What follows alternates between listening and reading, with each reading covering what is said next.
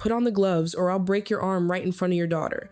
My brother-in-law threw a pair of MMA gloves at my feet in the middle of the neighborhood cookout while his father laughed behind him. Everyone thought I was just a weak single mom. No one knew I had served in Army Special Operations, so how badly was he about to regret choosing me? "Put them on," my sister's husband said, throwing a pair of MMA gloves at my boots, "or I'll snap your arm and send you to the hospital right in front of your daughter." The gloves hit the pavement with a dull leather slap and rolled against my left boot. Behind him, his father laughed. It was a loud, heavy sound, meant to tell everyone nearby that he believed this was already over. Paper plates stopped rustling, plastic forks went still. Talk around the propane grills faded. Only the sprinkler kept turning across the grass behind the crowd. My daughter stood several steps to my right. That was the first thing I checked. Not the man in front of me. Not the gloves. Not the neighbors gathered beneath American flags hanging from their porches. My daughter. She had backed toward an older neighbor, just as I had taught her. One hand held her phone close to her chest, with the camera pointed toward us. Her fingers were shaking, but she did not lower it. She did not run toward me or step between us. She remembered the rules. Create distance. Move toward a safe adult. Record if you can. Never put your body between two angry people. My sister stood near the curb. She was close enough to hear everything, but she did not move toward me. She did not move toward her niece either. She simply watched, her arms folded tightly across her stomach. Two men from my brother-in-law's gym had spread out near the sidewalk. They were not touching anyone, but they had placed themselves where people would have to squeeze past them to leave. Several neighbors had taken out their phones. Doorbell cameras faced the cul-de-sac from at least 3 houses. This was not a private argument. He had planned an audience. White athletic tape was wrapped around both of his wrists. He had done that before walking over. He had been drinking, but not enough to stumble or slur. The beer on his breath did not explain his behavior. It only made him louder. His father pointed at me and told the crowd that his family had money, lawyers, and friends in important places. He said his son had every right to teach me a lesson. He spoke as though influence could turn an assault into a misunderstanding. My brother-in-law glanced around while his father talked. He wanted to make sure everyone was watching. That told me more than the gloves did. People often think an attack begins with the first punch. In my experience, it starts earlier. It starts when someone decides your word no has no value. It starts when he believes your fear belongs to him and your silence is permission. A crowd does not always prevent violence. Sometimes a crowd is exactly what a bully needs. Humiliation only works if someone is there to witness it. I had spent years in Army Special Operations before moving into federal risk work. He did not know that. To him, I was his wife's quiet older sister. A single mother with an old SUV, a modest house, and a habit of walking away from family arguments. He believed restraint meant weakness. He was wrong, but I was not going to prove it by accepting a public fight. If I agreed to trade punches, I could blur the line between self-defense and a mutual brawl. I needed that line to remain clear. I looked past him toward my daughter, then back at his face. "I'm not fighting you," I said. "Back away from my daughter." I said it loudly enough for the phones to capture. Loudly enough for every neighbor to understand that I had refused. He smiled. Not because he was relieved, because he thought I was afraid. His father laughed again. My sister looked down at the pavement. Then my brother-in-law shifted his weight forward. His right shoulder lowered slightly, his chin tucked, one foot slid back half a step. To most people, it looked like impatience. To me, it looked like preparation. Within seconds, he would make a choice that changed how the entire neighborhood saw him. But this did not begin with a pair of gloves at my feet. It began 3 months earlier, on the morning the moving trucks appeared on the other side of my fence. To understand why he threw those gloves at my feet, you have to understand what he saw when he moved in. He did not see a former Army officer. He did not see someone who had supported special operations missions overseas or someone who now reviewed contractor risk for a federal agency. He saw a single mother with an old SUV, a modest house, and a low wooden fence. My daughter and I had lived there for 3 years. The house was built in the 1970s. The kitchen cabinets were dated, the porch steps leaned slightly, and one section of gutter needed attention every spring. But the roof did not leak. The backyard caught the evening sun. It was ours. Most mornings began with a coffee maker clicking on before sunrise. A school bus groaned to a stop nearby. Sprinklers ticked across lawns. Somewhere behind us, a basketball bounced against a driveway. My daughter was 12. She loved drawing comic panels and taking apart old radios to see if she could make them work again. She hated fractions, but she could read a face faster than most adults. Her father had been gone from our daily lives for years. This house was the first place where she stopped asking when we might have to leave. I once thought peace meant a place without gunfire. After becoming a mother, I understood it differently. Peace was a child leaving her bicycle in the yard without wondering who might damage it. I did not live simply because I had failed. I lived simply because I wanted fewer things and fewer people measuring my worth by what I displayed. I worked in contractor risk and responsibility for a federal agency. A few days each week, I worked from the room beside the kitchen. My neighbors knew I was an analyst. That was true. What they did not know was that many of my earlier assignments were not public. I had supported Army Special Operations units, then moved into federal work after leaving active service. I kept that history private because I did not want my daughter introduced as the child of a soldier before she had the chance to become herself. That spring, I repaired the fence between our yard and the property next door. I replaced warped boards, reset a leaning post, and checked the boundary markers twice. The fence was not tall. It was never meant to keep anyone out. It was simply a line. The old ranch house next door had been torn down the year before. In its place stood a mansion that looked too large for the lot. Dark windows, pale stone, 3 garage doors, and a front porch no one seemed likely to use. Our homeowners association cared about mailbox colors and grass height, but it had little power over personal disputes. The moving trucks arrived just after 6 on a Saturday morning. 3 of them. Their air brakes hissed along the cul-de-sac while workers rolled furniture down metal ramps. My sister's father-in-law stood in the street, speaking loudly into his phone and directing men who already knew their jobs. His transport company was expanding near the Interstate 95 corridor. He was also pursuing federal logistics work, though no contract had been awarded. My sister's husband arrived in a black pickup. He had workers install a training rack, a heavy bag, and an outdoor camera beside the property line. His job at his father's company changed depending on who was asking. Online, he called himself a fighter and fitness entrepreneur. My sister crossed the yard that afternoon. She gave me a quick hug, then spent most of the visit describing her kitchen and what the house would be worth in 5 years. Only near the end did she explain why they had chosen that exact house. It was close to the company's new office and close to family. She said the last part like it was a gift. I looked through the kitchen window at the heavy bag hanging beside my fence. After years of assessing risk, I knew danger rarely introduced itself with a threat. More often, it arrived as a person who believed shared space belonged to him. During that first week, my sister's husband did not threaten us. He only tested how much the neighborhood would give him. No one else recognized it as a test. I did.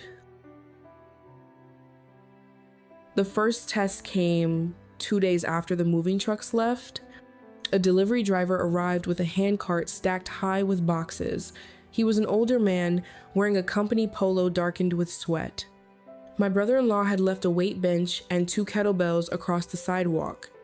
The driver asked if he could move the equipment for a minute. My brother-in-law looked up from his phone, then glanced around to see who was watching. "You got a problem?" The driver said no. He pulled the handcart into the wet grass instead. One wheel sank, and the boxes leaned hard enough that he had to catch them with his shoulder. My brother-in-law laughed and returned to his phone. I watched from my porch. He had fought in a few amateur mixed martial arts matches. His record was ordinary, but his social media clips made him look undefeated. Every missed punch was edited out. His father called him champ so often that the word had become a family policy. The second test came near the end of that week. Our older neighbor was watering roses beside the sidewalk. He had recently had knee surgery and still walked with a stiff step. My brother-in-law came by carrying gym pads with a friend. Instead of moving around the coiled hose, he kicked it into the yard. The metal nozzle struck the curb and cracked. Our neighbor looked at him. My brother-in-law kept walking. I crossed over and helped gather the hose. "It's not worth the trouble," the older man said. He was not only talking about the nozzle. Within days, that sentence seemed to belong to the whole street. The third test involved the children. My brother-in-law began training outside with 2 men from his gym. They spread pads, bags, and water bottles across the sidewalk. Children riding bikes had to move into the street to pass them. The men never stepped aside.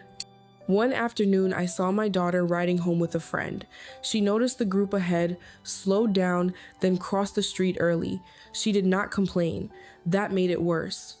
Fear had already changed her route before anyone directly threatened her. Bullies rarely begin with something large enough to make everyone call the police.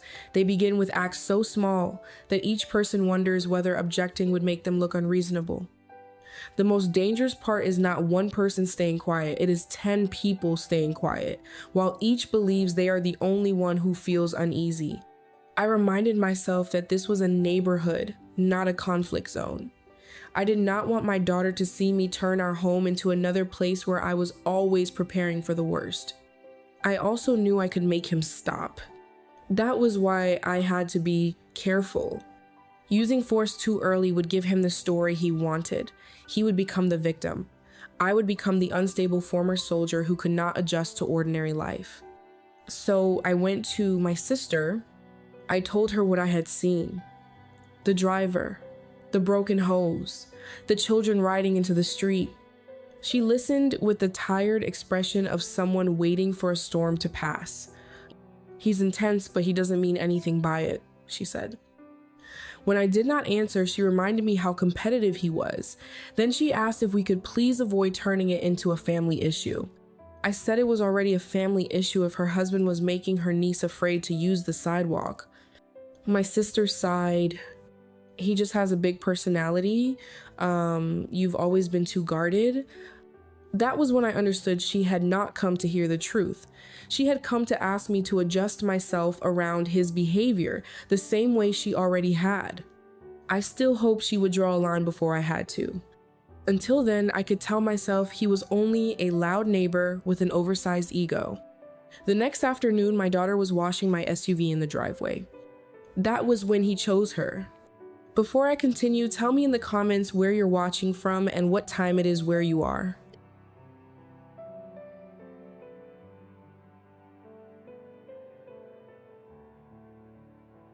The next afternoon, my daughter carried a yellow bucket into the driveway and decided my SUV needed what she called a professional wash.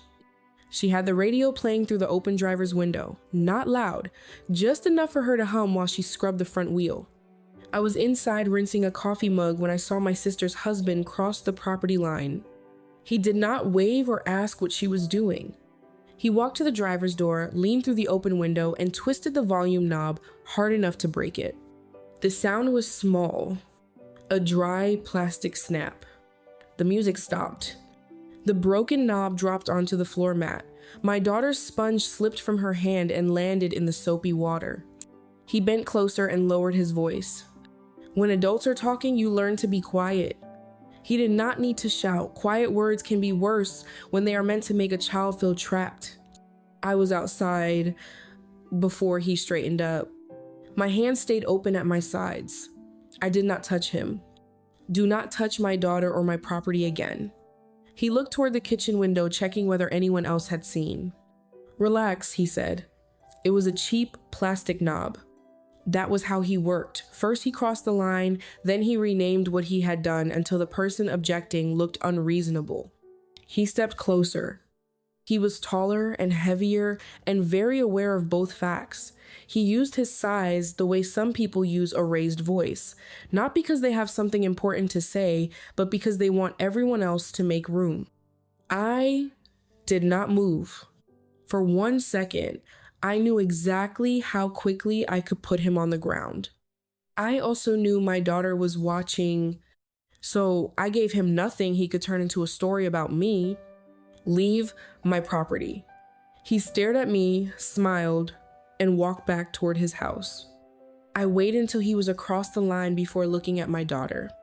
She stood beside the bucket with her shoulders pulled inward and both hands pressed against her shirt. I wrapped my arms around her. She held herself still for several seconds. Then her breathing broke, and she buried her face against me. "Was the music too loud?" she asked. That question hurt more than anything he had said. Children often search for their own mistake when an adult frightens them. Blaming themselves can feel safer than accepting that a grown person chose to be cruel. "No," I said. The volume wasn't the problem. His behavior was. We went inside.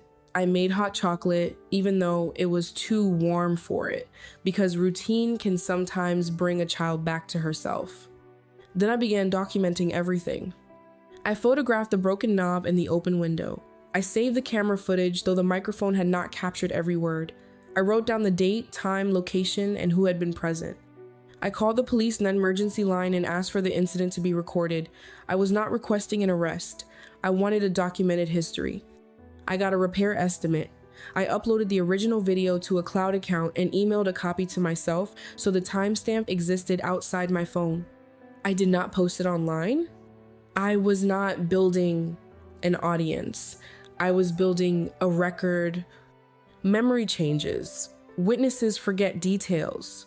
People with money are often skilled at turning one clear event into two competing stories. That evening, I gave my daughter 4 rules. Create distance. Move toward a safe adult or get inside. Record only if she could do it without getting closer. Call me. Call 911 if someone blocked her path or touched her. You don't have to win an argument with an angry adult, I told her. You just have to get somewhere safe. She nodded.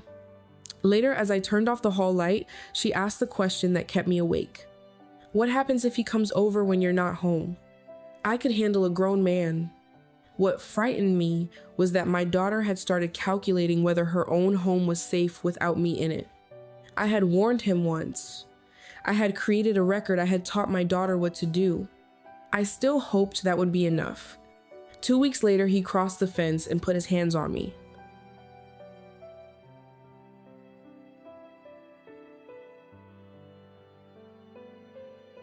2 weeks later, my daughter invited 3 classmates over to finish a summer reading project at the table in our backyard. They had notebooks open, pencils scattered between paper cups, and an old basketball that kept rolling toward the fence. Every few minutes, one girl bounced it against the garage wall. My phone rested beside me on the kitchen table. The first sound that changed the afternoon was not a voice. It was the heavy slap of a training pad hitting the ground. My sister's husband had dragged his equipment to the property line again. He set up beside the fence, close enough that every impact made the boards shake. Then came the grunts, the hard breathing, and the crack of branches breaking. I looked through the window. He was kicking at the lower limbs of a flowering tree. A few branches reached toward his side, but most of the trunk stood inside my yard. One of the girls closed her book. Another asked if they should go inside. Then my phone vibrated. "Mom, he's scaring us." My daughter had followed the rules. She did not confront him or move closer. She asked for help. I stepped outside and walked toward the fence. The basketball struck the wall once more, then stopped. "Move your equipment back to your property and leave the kids alone." One broken branch hung across the fence. He snapped it free and tossed it into my yard. It was touching my side.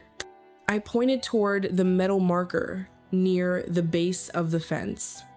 "The property line is there. You are standing past it." He looked down, then he stepped farther into my yard. That choice told me everything. He did not care where the line was. He cared whether I would enforce it. I kept my hands open and my voice even. "Go home." His face tightened. He glanced past me toward the girls. He needed them to see him win. Then his hand closed around the front of my shirt near my shoulder. The fabric pulled tight across my collarbone. For a fraction of a second, an older part of me came awake. Not anger, training. That was what frightened me. Not the idea that he could overpower me, but the possibility that the life I had worked to leave behind might enter my backyard through my own hands. I gave myself one rule: only enough force to make him let go. I turned with his grip instead of against it. His weight shifted forward. I moved out of the place where he expected me to be, and his balance disappeared. He hit the grass hard. One heavy sound, then silence. I stepped back immediately. "Don't touch me again." He stayed on one knee, holding his arm. Nothing was broken. He was not badly hurt, but the girls had seen him fall. That mattered more to him than pain. He stared at me as if I had cheated him. He did not understand what happened, so he gave it a name that protected his pride. Cheap trick. I did not answer. He crossed back into his yard without another word. A neighbor's camera captured the end of the incident. It missed the moment he grabbed me, but it clearly showed him on my side of the property line. My daughter came to the doorway after he left. "Did you hurt him?" "My job was to make him let go," I said. Nothing more. Skill does not make a person dangerous. Skill without discipline does. That was why I stopped when he released me. It was also why I knew he would not have stopped if our positions had been reversed. I called the police non-emergency line and added the incident to the earlier report. The dispatcher advised me to consider a protective order if the threats continued. People often say, "A bully wants to win." I think many bullies want something else. They want to control the story. He could survive falling in the grass. What he could not survive was other people seeing that he was not untouchable. I knew that fall would not end anything. To a reasonable person, it might have been a warning. To him, it became a debt. 1 hour later, someone pounded on my front door hard enough to make the framed photographs in the hallway shake. The pounding continued until the picture frames in the hallway rattled against the wall. I opened the doorbell camera before touching the lock. My sister's husband stood in the middle of the porch. His father was beside him. My sister stood behind both men. I told my daughter to go upstairs and lock her bedroom door. Then I opened the front door and stayed inside the frame. His father stepped close enough that one shoe crossed the threshold. "You need to step back from my doorway." He moved back half a step, not because he respected the request, because the camera above the door was recording him. My sister's husband kept one arm close to his body. He claimed I had attacked him from behind and used a trick to throw him down. The camera next door showed where he had been standing. His father did most of the talking. He said I had embarrassed his son and owed the family an apology. Then his voice became quieter. "You have no idea who you're dealing with," he said. "I know people who can make sure you never work another federal contract. You will apologize, or this becomes a very expensive problem for you." He mentioned lawyers and government business as if they gave him the right to rewrite what had happened. What he did not know was that his company had already appeared in work connected to my office. I had not been involved in any decision concerning it, and I did not tell him what I knew. I looked past both men and focused on my sister. For a moment, I remembered us as children. I remembered her climbing into my bed during thunderstorms, then insisting she had only come to make sure I was not scared. I gave her one chance to name the truth. "Did he tell you he put his hands on me?" She adjusted the strap of her purse. I wasn't there. It was not an answer, it was an exit. She did not need more evidence, she needed a reason not to choose. Then she asked why I could not apologize and let the matter go. She said I was making her look ridiculous in front of her family. Her family. That word hurt more than anything the two men had said. There is a kind of financial dependence that looks like success from the outside. A beautiful house, an expensive car, designer clothes. But no separate income, no account under your control, and no ability to say no without fearing that everything will disappear. I was beginning to understand why my sister kept choosing silence. Understanding did not excuse her. The next time he comes after my daughter, you don't get to call this a misunderstanding. I closed the door. The lock clicked. No one on the porch spoke. I saved the original camera file without editing it or posting it online. The next morning, I spoke with a legal assistance attorney who worked with veterans. She said the record might not yet support a long-term protective order, but every future threat had to be documented. A boundary is not a way to control someone else. It is a statement about what you will do when another person refuses to control himself. Later, my daughter came downstairs. Is she still our family? I thought before answering, family is what people do when choosing you costs them something. A few days later, an invitation to the neighborhood Labor Day cookout appeared in our mailbox. My daughter did not want to go. She was afraid he would be there. I considered staying home. Then I realized that if we stopped using our own neighborhood, he had already won without touching us again. We're going, I said. We don't surrender our neighborhood to someone else's temper. On Labor Day morning, we walked toward the cul-de-sac. The air smelled like grilled meat. Children ran through a sprinkler. Folding chairs rested beneath the trees. For a few minutes, everything felt ordinary. Then, the music lowered. At the end of the street, my sister's husband was walking toward us with his father and 3 men from the gym. He carried a black sports bag. I could not see the gloves yet, but I knew he had not come to talk. This time, he had brought an audience. The black sports bag swung at my brother-in-law's side as he moved between the folding tables.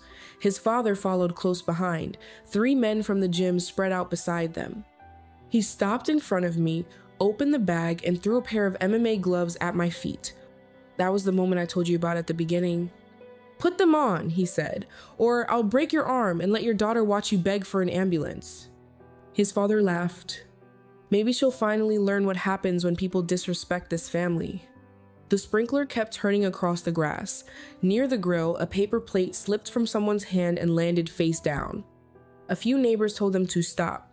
His father said this was a family matter and no one else had the right to interfere. That was how men like him used the word family, not as a promise to protect people, but as a fence around bad behavior. My daughter stood near the older neighbor. She held her phone against her chest, keeping the camera pointed toward us. Her hands were shaking. She still did not turn it off. "I'm not fighting you," I said. "You need to leave, and you need to back away from my daughter." My brother-in-law smiled. He heard refusal and decided it meant surrender. People later asked why I did not walk away. When a man uses fear to claim space, retreat can teach him that the method works. But staying did not mean accepting his fight.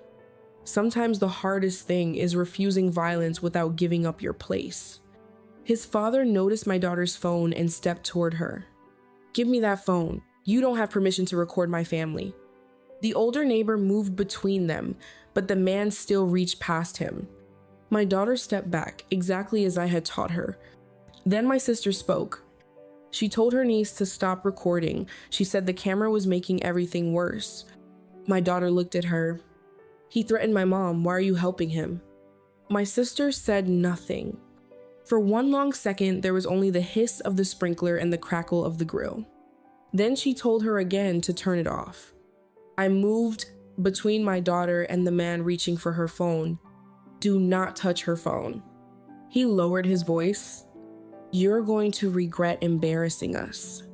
Every word you're saying is being recorded." The mood changed. The crowd was no longer watching a fighter challenge a nervous woman. They were watching 2 grown men threaten a mother and a child. My brother-in-law saw it too. His performance was slipping away. He rushed forward and grabbed my shoulder. When I knocked his hand aside, he threw a punch. I stepped out of its path. His weight carried him past me. He lost his balance and hit the grass, then tried to rise too quickly. I caught his arm and shoulder and guided him face down. "Stay down?" He kept struggling. The moment you stopped fighting, I let go. A few seconds later, his body went still.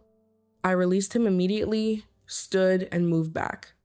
The entire thing lasted about 15 seconds. I did not hit him after he fell. I did not insult him. The first person I looked at was my daughter. "Are you okay?" She nodded. The phone was still in her hands. I had known people who could break through doors and hit targets in darkness. The hardest kind of strength was learning when to stop. A weak person controls others to feel powerful. A strong person controls himself. His father did not ask whether his son was hurt. He pulled out his phone and called 911. "There's an unstable veteran attacking people at our neighborhood party," he announced. For the first time, he used my military past as an accusation. Sirens sounded in the distance. My daughter looked at me. "Are they going to arrest you?"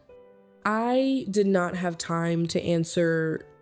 If you're still listening, tell me in the comments how satisfied you are with the story so far. It lets me know there are still people walking beside me through this entire journey. Your presence is the greatest encouragement I have as I tell you how it all ended. 2 police cars turned into the cul-de-sac. His father already had his story prepared. What he had not prepared for were 4 cameras, more than 30 witnesses, and a 12-year-old girl who had followed every rule her mother taught her. The 2 police cars stopped near the curb, and the crowd opened around them. The officers separated us before asking questions. One took me toward the folding tables, the other led my brother-in-law and his father toward the street. I kept my hands where they could be seen. I did not argue with anyone. I did not mention my military record, my current job, or anything that might sound like an attempt to influence the process. Knowing I was right was not enough. Facts had to survive contact with people who had not seen the beginning. His father kept trying to follow the officer assigned to me. He called me dangerous, unstable, and said I had post-traumatic stress, though he knew nothing about my medical history. The officer stopped writing and told him to step back. He did, but only after looking around to see whether the crowd had noticed. My brother-in-law pointed to the dirt on his shirt and the grass caught in his sleeve. He spoke loudly about being attacked without warning. I gave the officer one clear statement. I declined the fight. He approached me, grabbed me, and threw the first punch. I restrained him until he stopped resisting. The officer asked whether I had struck him after he fell. No. Whether I had agreed to fight? No. Whether I had threatened him before he approached? No. My daughter started toward me, ready to explain everything at once. I asked her to stay beside the older neighbor until an officer came to speak with her. When that happened, she kept her answers simple. My uncle threatened to break her arm. His father tried to take my phone. Then he grabbed my mom. She did not add anything. She did not guess at motives or exaggerate what she had seen. Her voice shook, but her words did not. Then the evidence began arriving. The older neighbor confirmed the threat. A mother near the grill had recorded from the side. A teenage boy across the street sent the original file from his phone. A doorbell camera showed the men arriving together, carrying the black bag. My daughter's video captured my refusal twice. It captured his father moving toward her phone.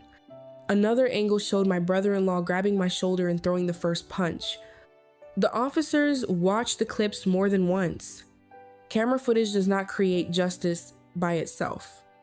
It only keeps one version of the truth alive long enough that the person making the decision cannot pretend it never existed.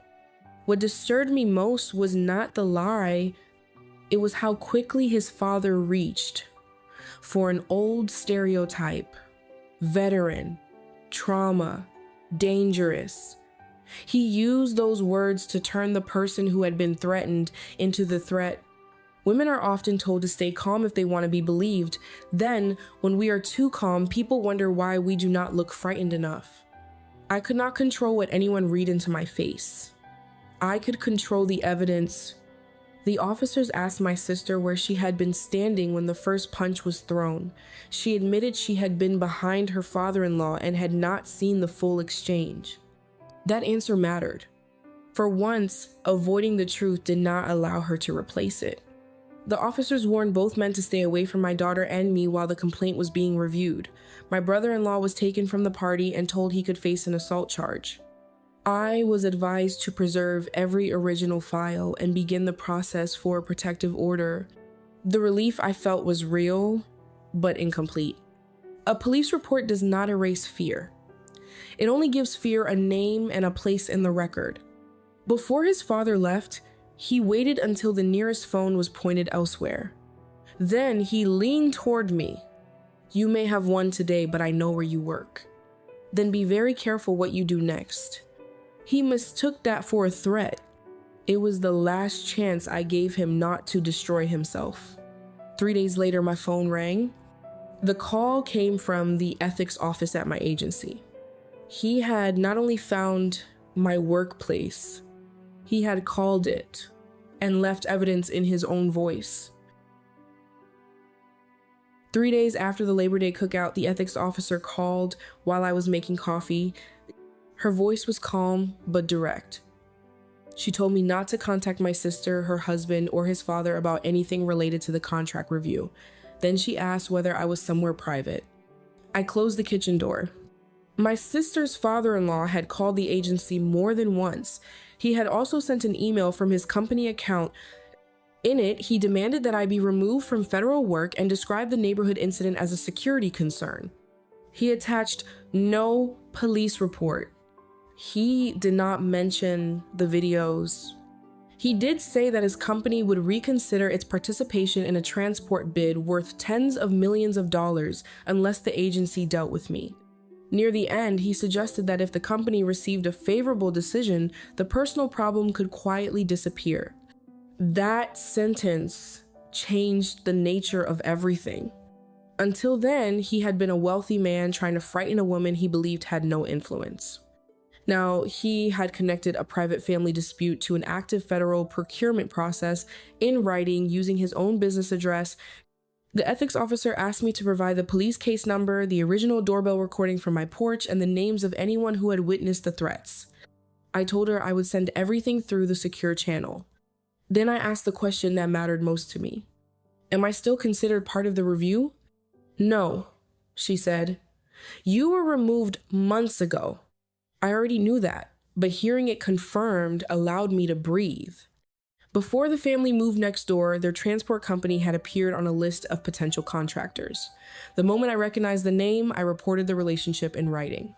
I requested removal from every part of the evaluation connected to that company. The file was transferred to an independent team, and I saved the ethics office confirmation with my records.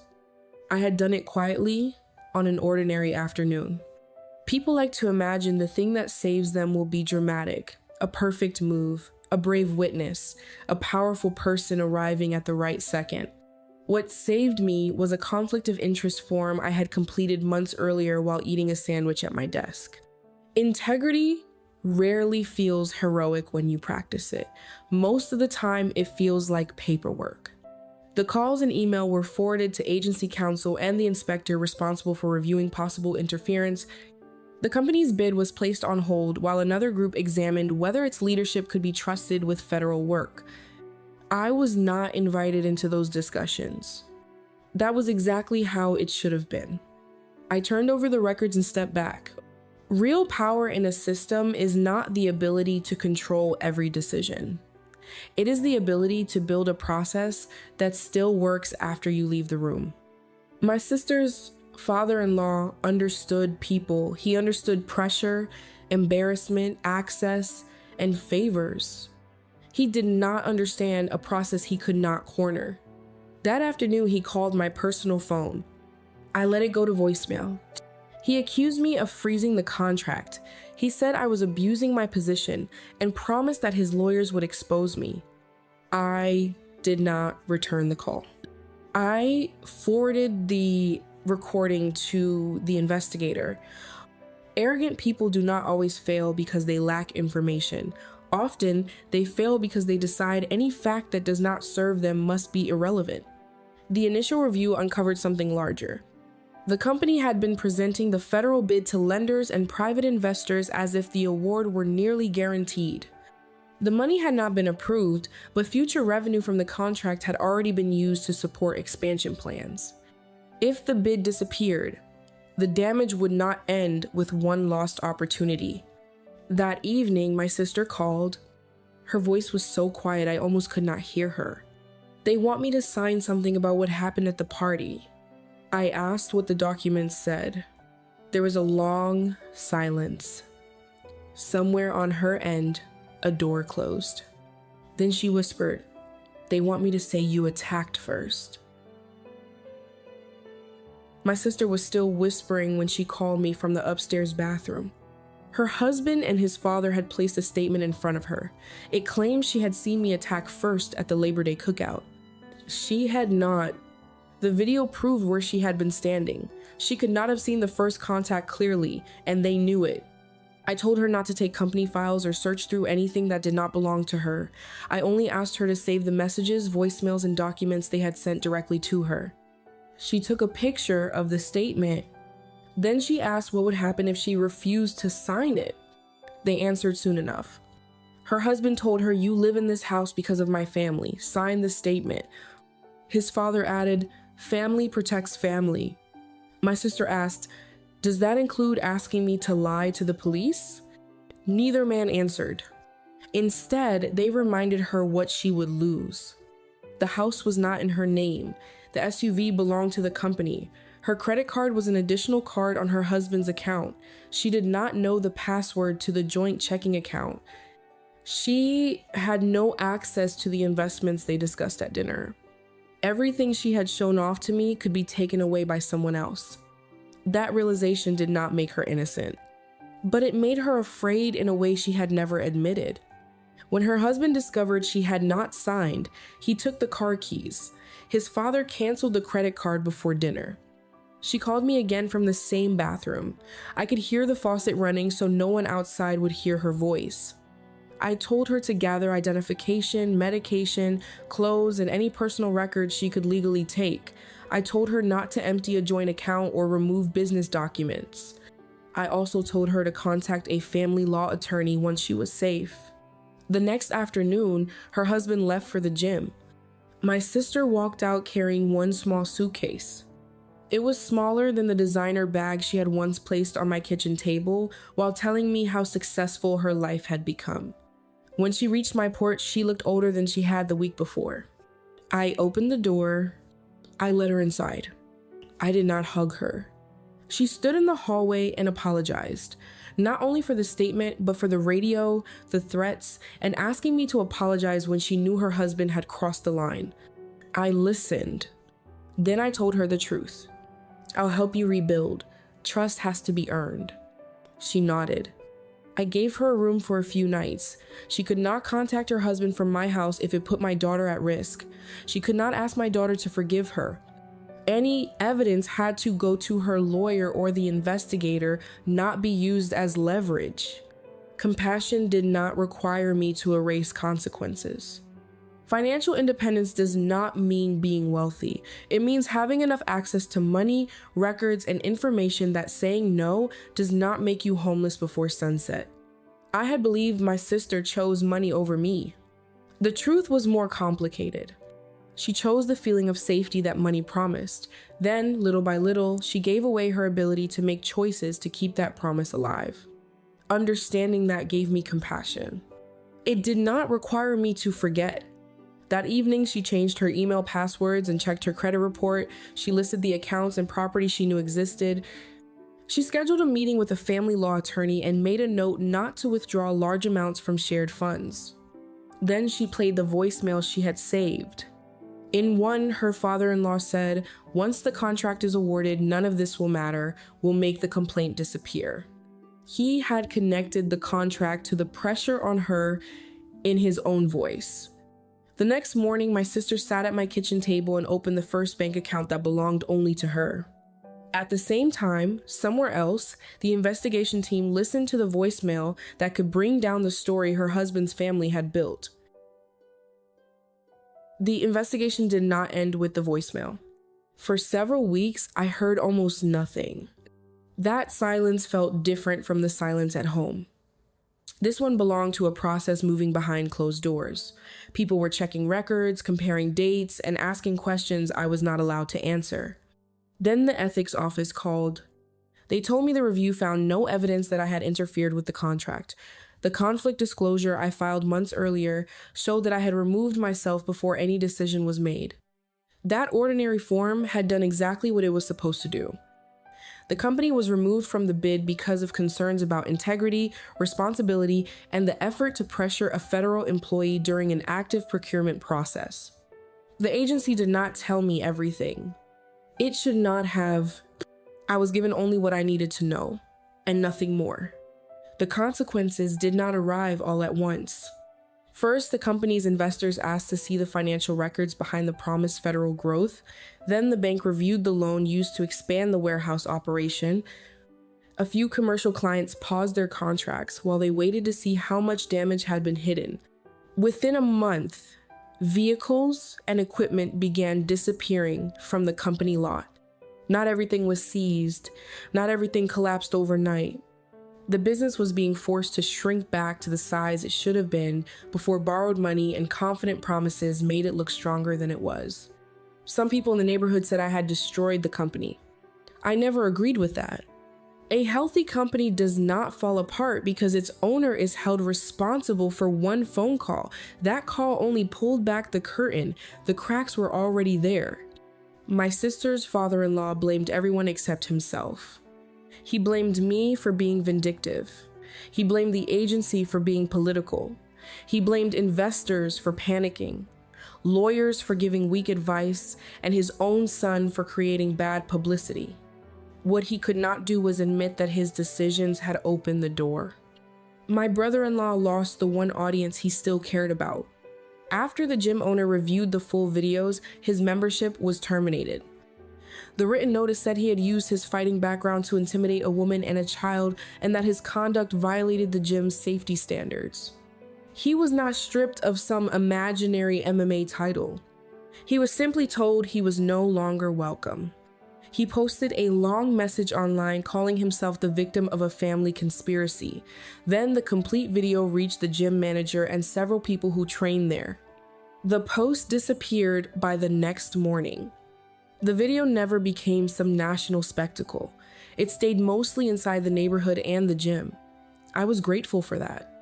I wanted accountability, not strangers turning my daughter's fear into entertainment.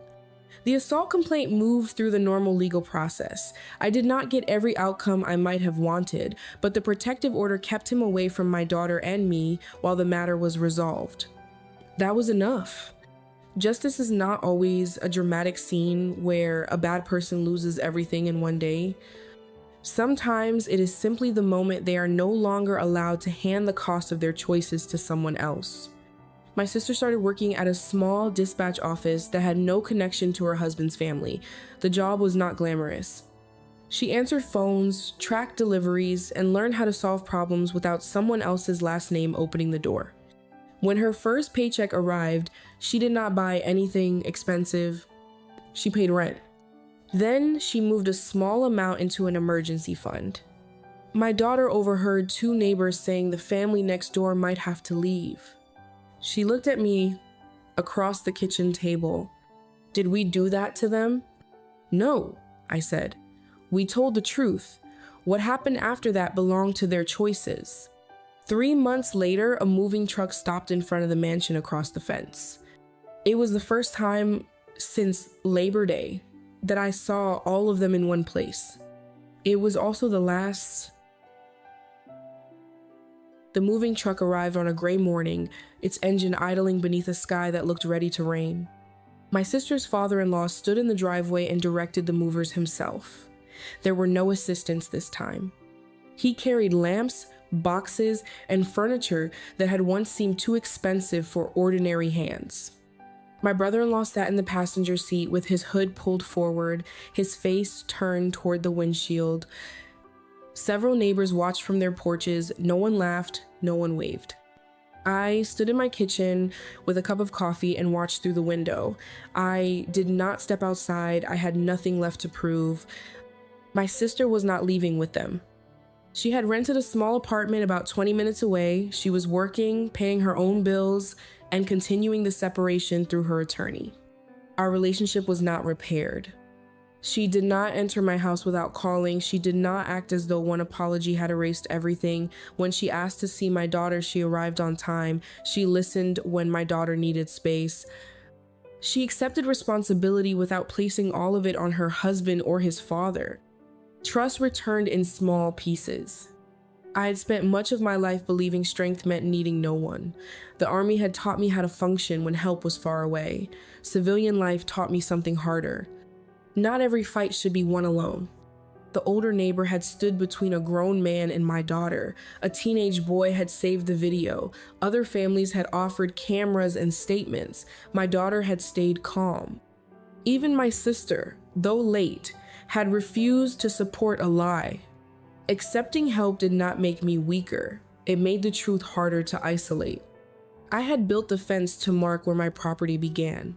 After everything that happened, I understood that the most important boundaries were not measured by posts. They were the things I was no longer willing to accept just to keep a relationship. That evening, my daughter sat at the kitchen table with her math notebook open. The Labor Day video was on her phone, but the sound was off. She watched a few seconds, then paused it. "Were you scared?" "Of course." She looked surprised. She still believed brave people felt something different from everyone else. "Silence isn't the absence of fear," I told her. "It's choosing not to let fear make your decisions." She looked down at the frozen image. "Why didn't you tell everyone what you used to do?" "Because what I used to do isn't the reason I deserve to be left alone. No one should have to prove they're dangerous before another person respects their boundaries." That was the lesson I wanted her to keep. Not that people should be careful because the quiet mother next door might have served in Army Special Operations. People should not threaten others at all. Respect should not depend on discovering that the person you dismissed has more skill, money, or influence than you expected. We removed the video from her regular photo library. The original stayed in the encrypted legal file. We were not pretending it had never happened. We were choosing not to carry it through every ordinary day. Then she returned to her fractions. Outside, the fence remained in place. A basketball bounced across the street. A child rode a bicycle along the sidewalk without moving into traffic. The house next door was dark. I used to believe peace meant avoiding conflict. Now I know peace means having boundaries strong enough that conflict cannot take your home away from you. My brother-in-law believed silence meant weakness. His father believed money could rewrite the truth. My sister believed luxury meant security. Each learned that what you control can disappear. What you build inside yourself is much harder to take. Do you think I handled the situation the right way, or should I have acted sooner? How satisfied were you with the ending? Rate the story from 1 to 10 in the comments and tell me which decision mattered most to you. That night, my daughter finished the last fraction problem, closed her notebook, and ran upstairs. I stayed at the table for another minute, listening to the ordinary sounds of our neighborhood. For the first time in months, silence did not feel like something I had been forced to endure. It felt like something we had earned. What do you think about her decision? Would you have done anything differently if you were in her position? Share your thoughts in the comments. I read every single one.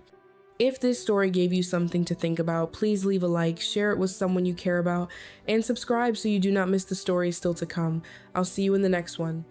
This is Honor Family Radio, where stories help us move through the years, rediscover peace, and find the strength we thought we had lost.